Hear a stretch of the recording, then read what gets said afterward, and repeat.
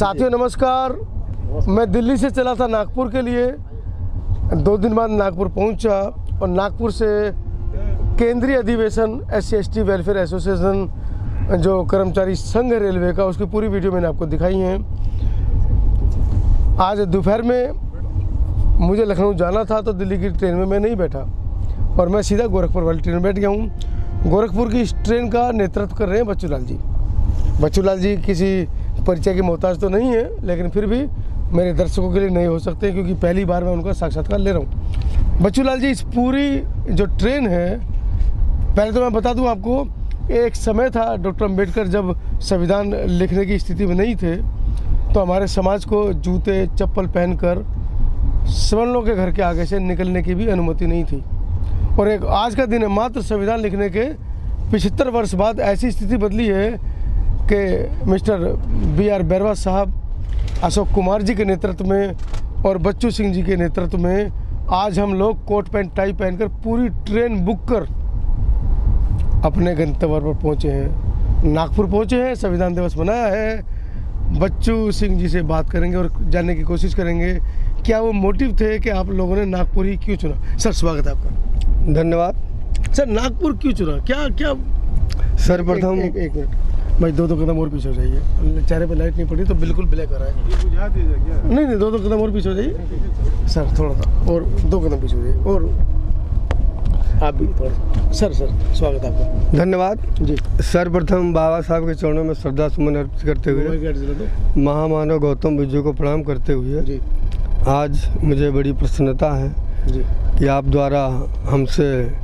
इस मुद्दे पर चर्चा की जा रही है। जी जी जी, इसके लिए आप बधाई के पात्र हैं। धन्यवाद सर। अभी आपने क्वेश्चन किया कि नागपुर ही क्यों चुना। हमारा जो रेलवे है, all India SC/ST railway employees association जो है, प्रतिवर्ष AGM एनुअल जनरल मीटिंग करता है जी, जिसमें पिछले दिनों में हमारा एक बार लास्ट कलकत्ता 2019 में हुई थी। 5 साल बाद इस बार हुई है। 5 साल बाद होने का मुख्य कारण अभी 3 वर्ष जो है, 4 वर्ष हमारा कोरोना में चला गया, जी जी जिसके कारण हम लोग व्यवस्थित नहीं हो पाए जी जी और डर लगा रहा कि भाई कहीं किसी प्रकार कोई समस्या हो जाए। और प्रशासन भी नहीं तैयार हुआ, हमारे लोग भी नहीं तैयार हुए और होना भी नहीं चाहिए, क्योंकि जहाँ पर जान जोखिम की बात आती है तो पहले जान बचाई जाती है, उसके बाद में सब कार्यक्रम किया जाता है। तो जो हमारा इसके पहले एक बार गुवाहाटी में हुआ, कलकत्ता में हुआ, चेन्नई में हुआ और जयपुर में हुआ। नागपुर में हमारे 2 रेलवे कनेक्ट होते हैं जी। तो जहाँ 2 रेलवे कनेक्ट होते हैं वहाँ हमको करने में सुविधा होती है। किसी भी कार्यक्रम करने के लिए मेन चीज़ फाइनेंशियल की समस्या आती है।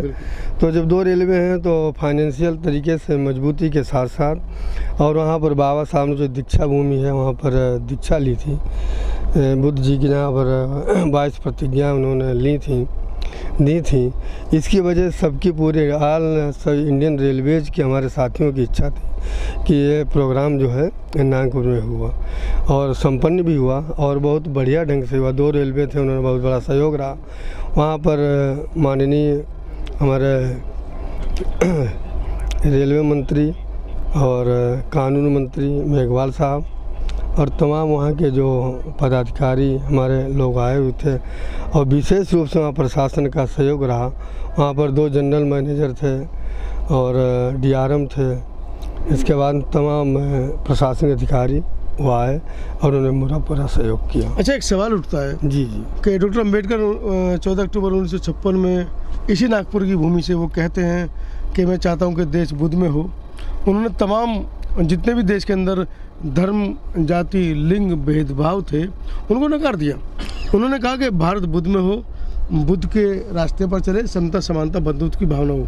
तो कहीं ना कहीं आप क्योंकि आपका संगठन इस देश के अंदर सबसे बड़ा संगठन है, SC/ST वेलफेयर एसोसिएशन जितने भी हैं महासंघ या परिसंघ के अंदर, उसमें सबसे बड़ा संगठन रेलवे का है।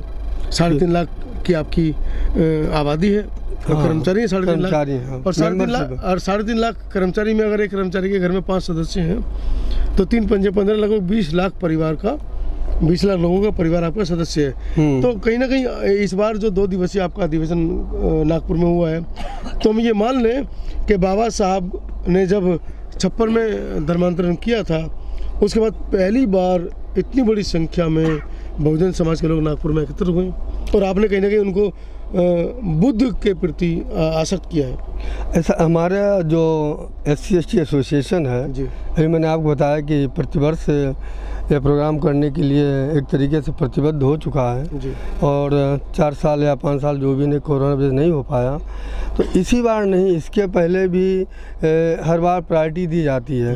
तो वहाँ के जब रेलवेज के जो हमारे पदाधिकारी हैं वो अपनी सहमति देते हैं और उनकी सहमति के बाद हमारे माननीय केंद्रीय कार्यकारिणी होती है, वो पूर्ण रूप से संतुष्ट होती है, फिर उनको वहाँ मौका दिया जाता है। जैसे कल बात हुई, अगली बार कहाँ होगा, तो अगली बार हैदराबाद की बात मेरा हुई। सवाल कुछ और था, आप कुछ और जवाब दे रहे हैं। जी जी। मेरा कहने का मतलब है 3.5 लाख सदस्य हाँ। और उनके साथ उनका पूरा 20 लाख का परिवार। हाँ। तो कहीं ना कहीं आज के इस नागपुर के अधिवेशन से बुद्धत्व की तरफ बाबा साहब डॉक्टर अम्बेडकर का जो एक मिशन था कि भारत बुद्ध में बने, उसकी तरफ आप लोगों को अग्रसर कर रहे हैं। पूर्ण रूप से अग्रसर कर रहे हैं और हम लोगों ने वहाँ सीखा और एक तरीके से एक सबक लिया, पाठ लिया। और हमारे लोग, काफ़ी लोगों में फैमिली भी आई हैं और फैमिली जाकर अपने घर में बच्चों को हम लोग बताएंगे, हम भी बताएंगे, सब लोग बताएंगे।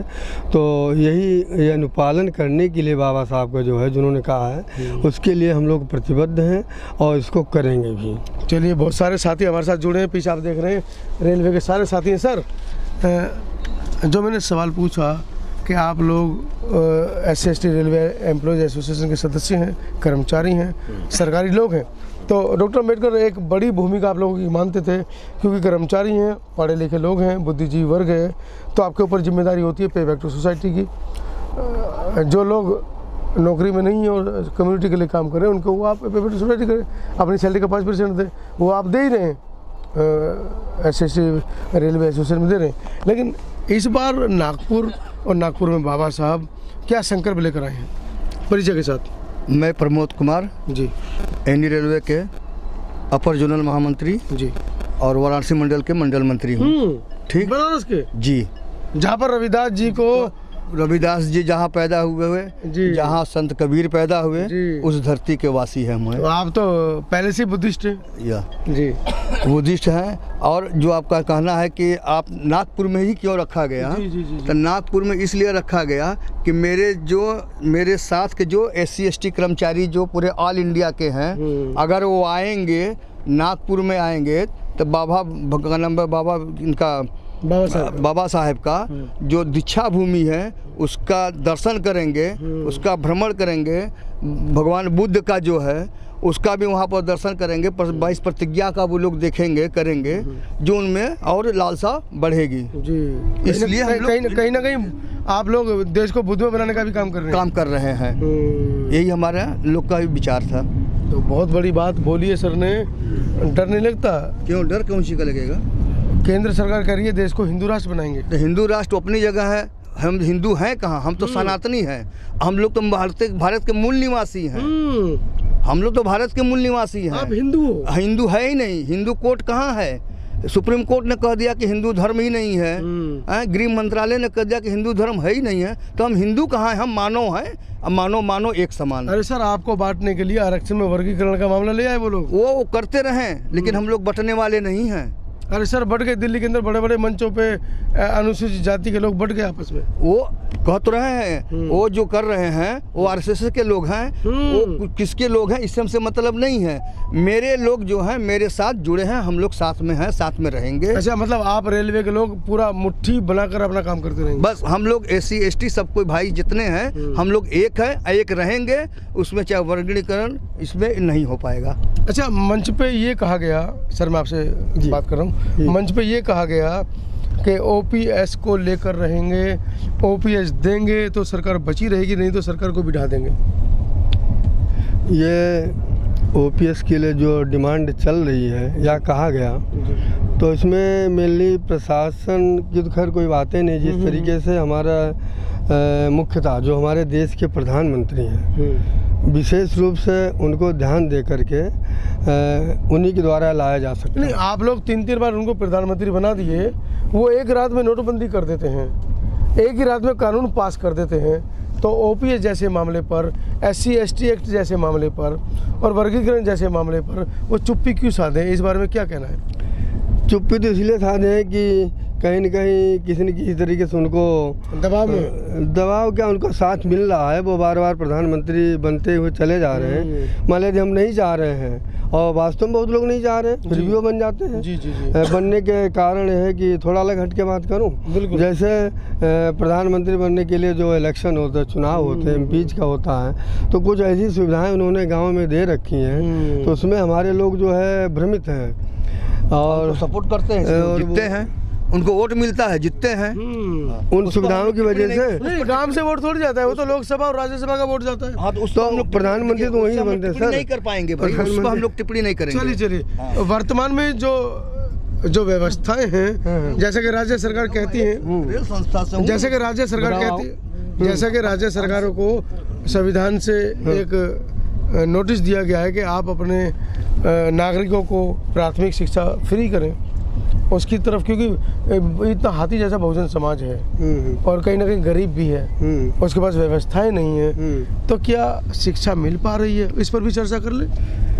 शिक्षा गांव जिस तरीके से मिलना चाहिए था वो नहीं मिल पा रही है, और इस शिक्षा को बिल्कुल नष्ट नाबूद करने के लिए हमारी सरकार ने बहुत सोची समझी राजनीति से चल कर के वहाँ पर बच्चों के लिए ऐसी कुछ सुविधाएं दे दी हैं, जैसे वहाँ पर क्या कहते हैं, मोबाइल दे रहे हैं, लैपटॉप दे रहे हैं, मोबाइल भी दे रहे हैं और लैपटॉप भी दे रहे हैं। जो 5वीं क्लास तक के बच्चे हैं वो कैसे मोबाइल लैपटॉप चला पाएंगे? लेकिन वो ये भी है, इसके अलावा छोटे छोटे बच्चे उनको खाने वाने की व्यवस्था का खिचड़ी का किया गया है, तो वो बहुत खतरनाक है हमारे समाज के छोटे बच्चे जो पढ़ने जाते हैं। जैसे घर से बच्चा चला तो उससे कहा जाता है स्कूल में कि गिलास लेकर के आना और थाली लेकर के आना, घर से थाली गिलास चम्मच लेकर के पहुँचता है। अब वो पढ़ने के बजाय सीधे वो रसोई की तरफ देखता है कि कितनी देर में खिचड़ी बनेगी, खाना मिलेगा, कैसे क्या मिलेगा, तो सारा अट्रैक्शन उसका उधर चला जाता। पढ़ाई का तो कोई मतलब नहीं रहता, उसने खाना खाया। शिक्षक भी पढ़ा नहीं पा रहे हैं जी, शिक्षक भी पढ़ा नहीं पा रहे, वो खिचड़ी बनाने में लगे हैं। शिक्षक तो खैर चावल खरीदने में, दाल खरीदने में लगे, हरी मिर्च खरीदने में लगे। जो प्राइमरी शिक्षा की हम बात करें, शिक्षक तो वहाँ के पहले भी नहीं सही तरीके से पढ़ाते थे, अब उनको एक बहाना मिल गया तो और वो नहीं इसमें रुचि ले रहे हैं। और जो प्राइमरी शिक्षा की बात कर रहे हैं, तो प्राइमरी शिक्षा में हमारे लोग, हमारे समाज के लोग, हमारे वर्ग के लोग ज़्यादा पढ़ने जाते हैं, क्योंकि जो अच्छे पैसे वाले हैं, जिनको हम हायर कम्युनिटी कहें या कुछ भी कहें, तो उनके तो बच्चे प्राइवेट पढ़ रहे हैं, उनको अच्छी शिक्षा मिल रही, डॉक्टर बन रहे, इंजीनियर बन रहे, डीएम बन रहे, एसपी बन रहे, बात जो भी है जैसे भी। तो हमारे लोगों को जो पढ़ने थोड़ा मौका मिलता था, तो उन्होंने खिचड़ी खिलाकर, खाना खिलाकर उसको बर्बाद कर दिया। चलिए, बहुत सारे साथी मेरे साथ हैं, उन सबसे चर्चा करेंगे। आप दोनों साथी बैठ जाएं, आगे आइए। क्या परिचय हुआ आपका? मैं मॉडर्न कोच फैक्ट्री रायबरेली का जोनल सेक्रेटरी हूँ। थोड़ा आगे आइए। और अच्छा, देवनाथ निर्मल मेरा नाम। जी। देवनाथ जी, जैसे कि चर्चा चल रही है लगातार, आइए सर, आइए, आप भी आइए, चर्चा में शामिल होइए। जैसा कि चर्चा चल रही है कि बहुजनों का सर्वांगीण विकास कैसे हो, उसी बात को लेकर आप लोग यहाँ नागपुर में एकत्र हुए। तो क्या निष्कर्ष निकले हैं, क्या वो तथ्य हैं जिनके ऊपर चर्चाएं हुई हैं, और उन चर्चाओं का सार्थक रिजल्ट आगे भविष्य में क्या निकलने वाला है?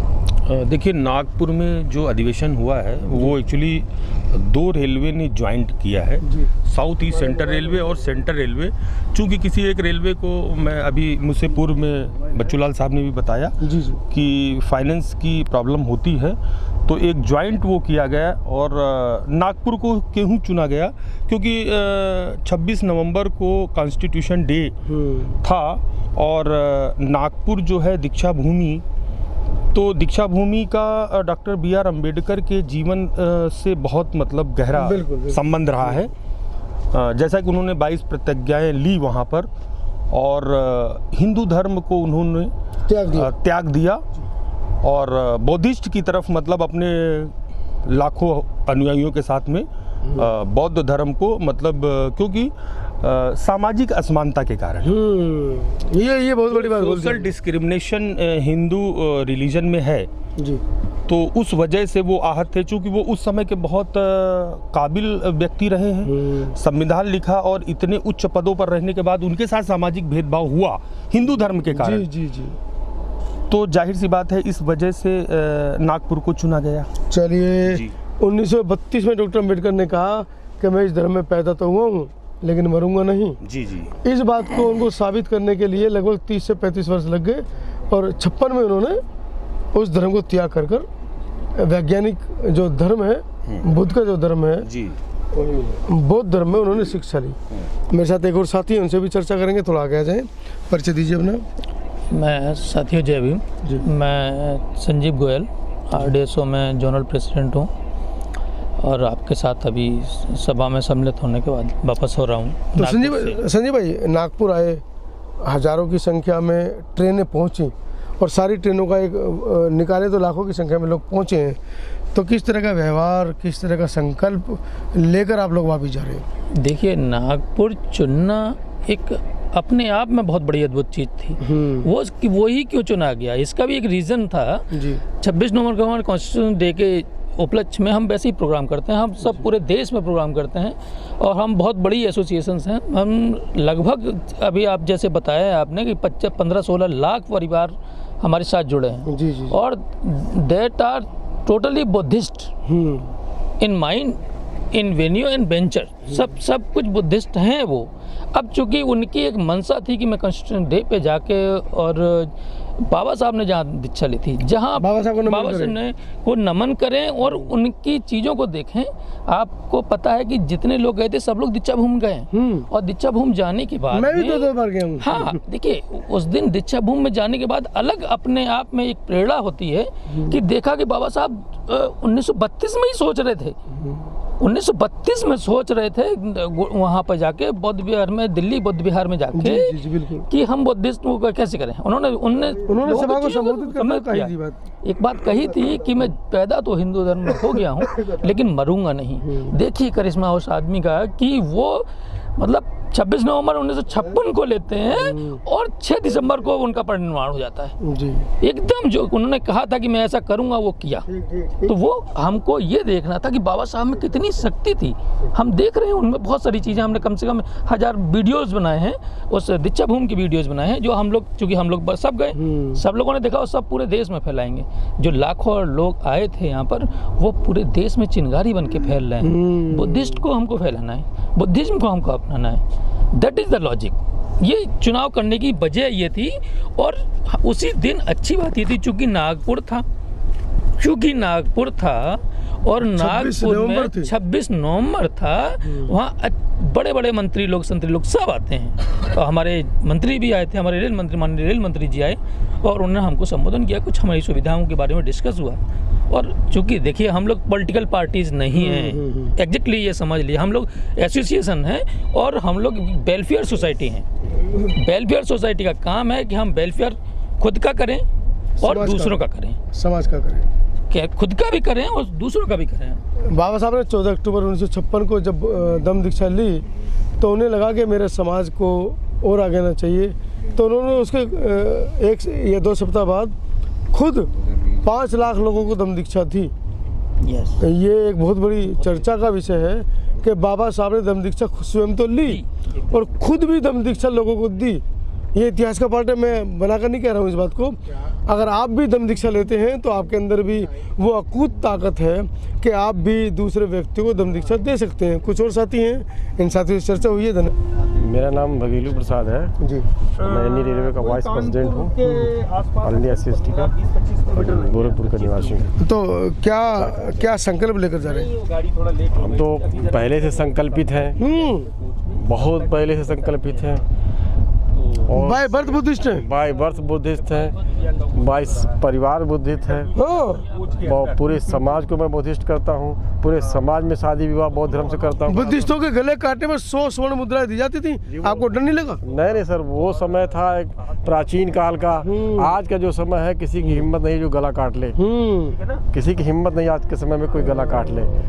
इसलिए तो इतना बड़ा अधिवेशन आपने अटेंड किया, दीक्षा भूमि गए, पूरी बोगी आपने बुक कर दी भाई। जी जी जी सर, बहुत ये हमारे जोनल प्रेसिडेंट की ताकत है कि जो पूरी ट्रेन ये पहली बार हम लोग लेकर के आए गोरखपुर से नागपुर तक और सभी साथियों को लेकर के आए सभी साथियों को लेकर के आए, लखनऊ डिवीज़न और सुल्तानपुर डिवीज़न, बनारस डिवीज़न, सारे डिवीज़न को साथ साथ लेकर के आए और एक साथ लेके जा भी रहे वापस। और यहाँ आकर के इतना सभी लोग, सब परिवार आए हुए हैं और सभी लोग संतुष्ट हैं, खुश हैं, अंतरात्मा सबकी खुशी से मगन है। तृप्त हो गई है। साथियों, दूसरे भाई से चर्चा करूंगा, लेकिन उससे पहले मैं आपको एक छोटा सा अपना अनुभव साझा कर दूं।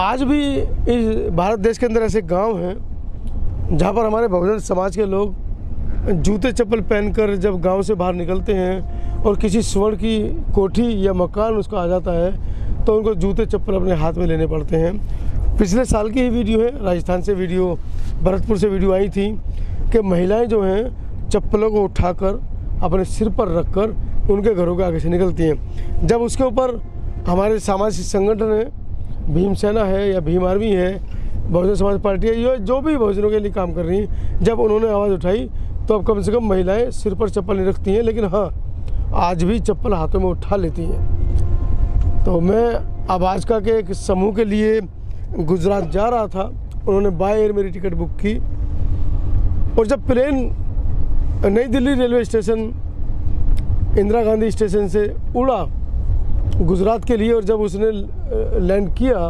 मतलब वो जब ऊपर उठा, तो मेरे दिल में एक ही बात थी, वारे बाबा साहब कमाल कर दिया कि जिन लोगों के घर के आगे से हम आज तक चप्पल पहनकर नहीं निकल सकते थे, आज आपने अपने बेटे मनोज अंतानी को इतना सक्षम कर दिया कि मैं जूते कोट पैंट टाई के साथ उनके घरों के ऊपर से जूते पहनकर निकल रहा हूँ। ये अपने आप में एक बहुत बड़ी बात है। डॉक्टर अंबेडकर थे तो हम हैं। कुछ और साथी अपनी बात रखना चाहेंगे? आइए सर, आइए। सुभाष जी बताइए, परिचय दीजिए। मेरा नाम सुभाष चंद है और मैं जोनल सेक्रेटरी हूँ आरडीएसओ जोन का जी। इससे अभी बहुत सारी चर्चाएं हुई, बाबा साहब, तथागत बुद्ध। इसमें मैं एक और कड़ी जोड़ना चाहूँगा मानवर साहब का जी। कहीं न कहीं जो हमारे महापुरुष होते हैं उनकी कही बातें, उनकी लिखी किताबें हमारे लिए प्रेरणा स्रोत होती हैं जी। बाबा साहब ने जो अपनी बातें लिखी, अपनी किताबों में उसको पिरोया, अपने विचारों को, उसको मानवर साहब ने पढ़ा और उनकी एक किताब ही पढ़ करके उन्होंने पूरे देश में जो है एक क्रांति ला दी। चमचा युग लिख दी, बहुत चमचा युग उन्होंने खुद लिखी। इसके अलावा उनके मतलब उन्होंने देखा कि बाबा साहब क्या थे और हम क्या उनकी चीज़ों को एग्जीक्यूट नहीं कर पा रहे हैं। बाबा साहब का एक वैचारिक प्लान कह सकते हैं कि उनकी किताबें थी, एग्जीक्यूट मानवर साहब ने किया। तो बाबा साहब तो कहते थे कि आज जो मैं किताबें लिख रहा हूँ, अभी मेरा समाज अनपढ़ है और जिस दिन मेरा समाज पढ़ लिख जाएगा और मेरी किताबों को पढ़ेगा तो देश में क्रांति आएगी। और क्रांति आप देख रहे हैं, आप स्वयं उस क्रांति का देखिए दो टर्म आप कह सकते हैं। जैसे बाबा साहब ने वैचारिकता तो उस किताबों में दी, लेकिन हमारे लोगों ने उसका फायदा हमारे जैसे नौकरी पेशा लोग उठाए। हम नौकरी कर लिए उस बाबा साहब के संवैधानिक प्रोविजन की वजह से, लेकिन हमारे अंदर आत्मविश्वास कहाँ से आया? वो तो जैसे मानवर साहब ने जब बाम से बनाया, कैडर दिया कर्मचारियों को, हमारे अंदर आत्मसम्मान जो एक स्वाभिमान, आत्मसम्मान की भावना मानवर साहब ने दिया। तो उनको भी इस समय याद किया जाए। जैसे अभी ये बात हो रही थी बुद्धिज्म की, जी जी, तो मैं एक चीज़ इसमें कहूँगा कि अगर तथागत बुद्ध को भारत में वापस जिंदा किया तो बाबा साहब ने, बिल्कुल, और बाबा साहब को वापस जिंदा किया मानवर साहब ने। तो ये एक वैचारिक लड़ाई है, हमारी वैचारिक लड़ाई बिल्कुल है। इसमें रेल कर्मचारी भी हैं, हमारी एक अपनी कर्मचारियों की लड़ाई है, एक हमारा सामाजिक आंदोलन भी है। हमारा जो बाइलाज है उसमें यही है कि हम बाबा साहब की आइडियोलॉजी को आगे बढ़ाएंगे। तो हम जो है निश्चित है कि बाबा साहब की आइडियोलॉजी को आगे बढ़ाएंगे। दीक्षा भूमि में जाने का, हमारा अधिवेशन करने का यही मोटो था कि हम वहाँ जा कर के इंस्पिरेशन लेंगे, देखेंगे कि वो कौन सी जगह है जहाँ से बाबा साहब ने पूरा जो है भारत को बुद्ध में बनाने का सपना देखा। तो मैं एक चीज़ कहूँगा कि सपना कैसे साकार होगा। अच्छा, मैं आपकी बात काट रहा हूँ, कैडर लेंगे बाद में, क्योंकि आप कैडराइज व्यक्ति हैं, आप तो 2 घंटे विचार अपने रख सकते हैं। मेरा कैडर मात्र इतना सा है कि बाबा साहब ने जब समता सैनिक दल बनाया, समता सैनिक दल के बाद RSS बना। आज वो लोग कह कर आए हैं कि 100 साल में हम भारत में काबिज हो जाएंगे, वो काबिज हो गए। और उन्होंने ये भी कहा कि हम 50 साल तक रहेंगे। अभी तो उनका 3रा साल है, बिल्कुल। मतलब 15 साल होने वाले हैं उनको। तो उसका क्या तोड़ है काशीराम जी, क्या तोड़? क्योंकि काशीराम जी ने जो आइडियोलॉजी, जिस आइडियोलॉजी पर 4 बार बहुजन सरकार बनी, उस आइडियोलॉजी को बहुजन सरकार जो है वो भूल रही हैं और सामने वाला उस आइडियोलॉजी को लेकर सत्ता में आ गया है। हाथ डाल लीजिए ऊपर से। देखिए, अभी आपने कहा कि 2 संगठनों से तुलना की, मैं किसी संगठन के बारे में नहीं वो सामाजिक संगठन है, पॉलिटिक्स थोड़ी है। लेकिन मैं एक सामाजिक संगठन मानवर साहब का भी था। किसी भी संघ वैचारिक मंच का एक बैकबोन होता है, जो संगठन बैकबोन पीछे पर्दे के पीछे से चलाता है जी। तो उसी तरह से हमारा एक संगठन था, हमारे कर्मचारियों का ही संगठन था, जो बामसेफ था। जब तक बामसेफ ने अच्छा काम किया तब तक हमारी ताकत थी। जिस दिन बामसेफ बिखर गया उस दिन हमारी ताकत बिखर गई।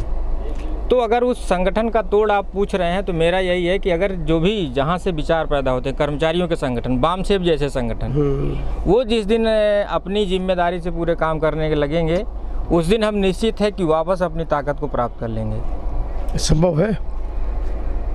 देखिए, पॉजिटिव सोचना तो चाहिए हमको, विचार कोशिश कर सकते हैं, पर संभव तो शायद संभव तो है, असंभव नहीं है। मुश्किल है लेकिन असंभव नहीं है। नेताओं की महत्वाकांक्षाएं उसको एक आगे भी रहेंगी, हमेशा रही है, आगे भी रहेंगी। चलिए, बामसेफ को लेकर बड़ी चिंता जाहिर की और वाकई में बामसेफ को लेकर चिंता जाहिर करनी भी चाहिए, क्योंकि खून पसीने की कमाई है, दिन रात मेहनत करते हैं और सामाजिक संगठनों को सींचने का काम करते हैं। अगर आप 10 रुपये भी किसी भिखारी को दे रहे हैं तो आपको उसको देखना चाहिए कि क्या उसने रोटी खाई है या शाम को कहीं किसी दुकान पे जाके कुछ गलत चीज़ खरीद रहा है। तो वही चीज़। जी बोलिए ओपीएस बोलिए। जैसे पेंशन, देखिए पेंशन का थीम क्या है, पेंशन कर्मचारियों को क्यों दी जाती है, इसके पीछे का उद्देश्य क्या है? पेंशन इसलिए दी जाती है, पेंशन एक सामाजिक सुरक्षा है कर्मचारियों को, कि भाई जब आपने, जो कर्मचारी जब जवान था, जब उसके शरीर में ताकत थी, तब वो गवर्नमेंट का एम्प्लॉय रहा, और जिस दिन 60 साल के बाद रिटायर हो गया, वृद्ध हो गया, उसके पास कुछ नहीं है। वो तो कह रहे हैं उसके बाद तो बच्चों की जिम्मेदारी है, बच्चे खाएंगे नहीं, ये उस संगठन की जिम्मेदारी है जिस संगठन को उसने सेवाएं दी। इसी लायबिलिटी को पूर्व की सरकारों ने सोचते हुए, इसी लायबिलिटी को मानते हुए ये पेंशन स्कीम शुरू की थी कि अगर एक रेल कर्मचारी है तो कहीं अगर रोड पे पड़ा मिल जाए तो ये रेल की बेइज्जती, ये हमारे उसमें भी है। सरकार हमसे कहती है कि भाई आपके खिलाफ डिसिप्लिन रूल है कि आप तो जो लोग इस पॉलिसी को लाए थे वो लोग खुद इस पॉलिसी के लाभान्वित रहे हैं 3 4 बार। बिल्कुल रहे, आज भी हैं, आज भी है। तो ये हमारी ये है कि हम इसलिए मांग रहे हैं भाई हमको भी एक सामाजिक सुरक्षा चाहिए। तो जवानी में बुढ़ापे की ढाल मांग रहे हो? बिल्कुल मांगेंगे, अब मांगना भी चाहिए, हर कोई मांगता है। हमारी नहीं देगी सरकार तो नहीं देगी तो हमारा संघर्ष जारी रहेगा जब तक नहीं मिलेगा। सरकार ने मुंह पे चुप्पी बांध दी, किसी का जवाब नहीं दे रही है। नहीं, हम अपनी मांग मांगते रहेंगे, सरकार अपना देखे, उस पर विचार। एक साल किसान बैठे, 1700 के करीब किसान मर गए, आज तक भी एमएसपी पर कोई जवाब नहीं है। आप कैसे सोच रहे हैं कि आप दबा पाएंगे उनको? नहीं, देखिए हम अपनी बातों को संवैधानिक, देखिए हम संवैधानिक दायरे में रहने वाले लोग हैं, हम अपनी बात संवैधानिक। किसानों ने कौन सा लड़ाई झगड़ा किया भाई, वो भी संवैधानिक थे। नहीं, हमने कब कहा कि संवैधानिक नहीं, अब संवैधानिक थे। मैं अपनी बात कह रहा हूँ, मैं कर्मचारी हूँ, मैं अपनी बात संवैधानिक तरीके से सरकार आंदोलन खून मांगता है, आप सरकारी कर्मचारी हैं। समय के साथ देखेंगे।